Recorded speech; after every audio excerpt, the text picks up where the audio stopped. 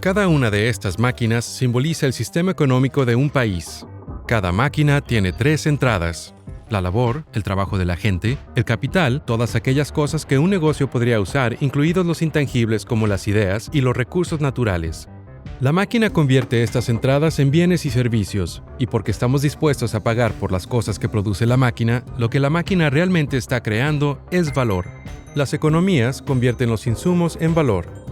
¿Qué determina si la máquina es capitalista, comunista, socialista o alguna otra cosa?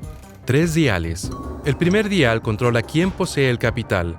Aquí, el gobierno posee todo el capital hasta el último clip de papel.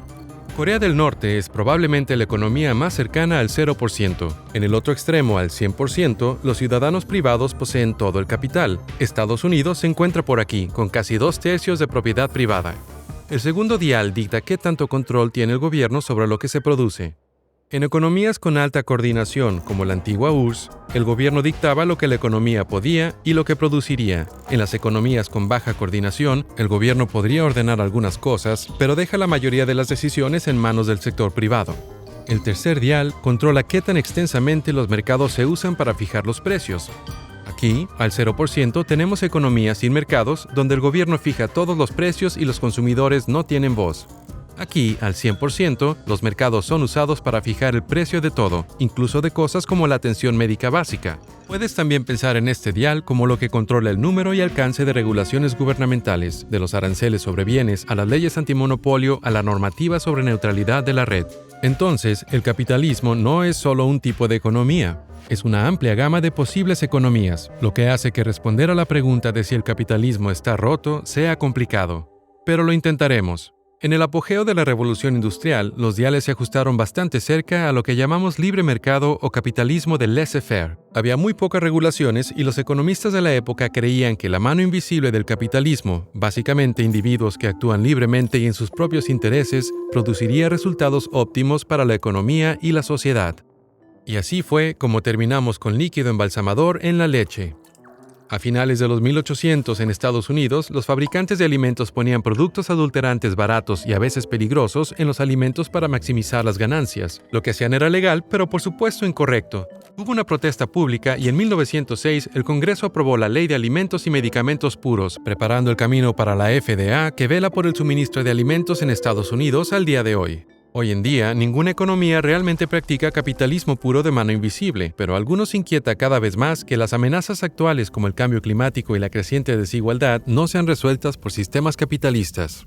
Veamos primero el cambio climático. Las economías capitalistas incentivan el crecimiento. Eso ha creado una demanda masiva de energía lo más barata posible, que por mucho tiempo fueron los combustibles fósiles. Quemar todos esos combustibles fósiles sin duda impulsó y sigue impulsando el cambio climático. No solo eso, pero el deseo de maximizar ganancias suele dar a las corporaciones un poderoso incentivo para ignorar verdades inconvenientes. Así como la industria tabacalera negó el vínculo entre los cigarrillos y el cáncer, las compañías de petróleo y gas rechazaron la ciencia climática durante décadas. Siguiente, la desigualdad. La desigualdad es tan complicada que hemos hecho un video completo sobre eso, pero en corto, en muchos países la desigualdad está aumentando. En Estados Unidos, Reino Unido, Canadá, Irlanda y Australia, el 1% más alto de los que ganan ingresos ha consumido una parte cada vez mayor del ingreso total en los últimos 50 años. En Reino Unido, la participación de ese 1% se duplicó del 7% en 1980 al 14% en 2014. Pero esa no es la imagen completa. En Inglaterra, país del cual tenemos los mejores datos previos al capitalismo, la parte del ingreso que va al 5% de los perceptores de ingresos alcanzó un máximo de alrededor del 40% en 1801, y luego, cuando el capitalismo se afianzó, cayó constantemente a un mínimo de alrededor del 17% en 1977. En el presente ha vuelto a subir, rondando el 26%.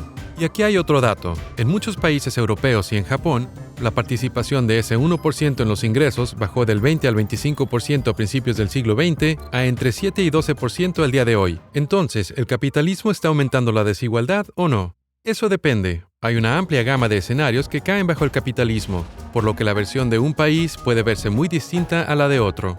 Es totalmente posible que la desigualdad pueda aumentar en la versión china del capitalismo, mientras que disminuye en la francesa. El capitalismo, al parecer, es un arma de doble filo. Por un lado, genera una enorme cantidad de valor, lo que se traduce en casi todos teniendo más dinero del que podrían tener sin ello. Por otro lado, también canaliza la mayor parte de ese dinero a los bolsillos de relativamente pocas personas. Los mayores defensores del capitalismo dicen que con suficiente valor y determinación, cualquiera puede unirse a las filas de los ricos. ¿Es eso realmente cierto? En un mercado capitalista libre, la riqueza generada por las empresas exitosas mayormente fluye hacia los propietarios, y junto con eso vienen otros beneficios: educación, salud, estatus social y poder. Si los dueños juegan con la máquina para que les beneficie más que a otros, crean un ciclo de retroalimentación donde el poder y todo lo que fluye junto a él se calcifica dentro de sus familias, y luego tienes básicamente una aristocracia. Así que analicemos la pregunta con la cual comenzamos. ¿Está roto el capitalismo puro de mano invisible con todos los diales puestos en los extremos? Sí, pero es un tanto irrelevante ya que ningún país usa el capitalismo puro. ¿Está el capitalismo contemporáneo tal cual se practica hoy en gran parte del mundo roto? Bueno, es el principal impulsor del cambio climático y en muchos lugares contribuye a una creciente desigualdad, e incluso puede estar creando realmente una aristocracia en algunos países, así que no se ve muy bien. La pregunta crítica es, ¿podemos arreglar el capitalismo contemporáneo moviendo los diales o restringiendo quién puede moverlos, o necesitamos destruir la máquina y construir una nueva desde cero? ¿Listo para seguir aprendiendo? Mira estos videos para desafiar lo que crees que sabes o para aprender más sobre lo que no. Suscríbete y mantén la curiosidad.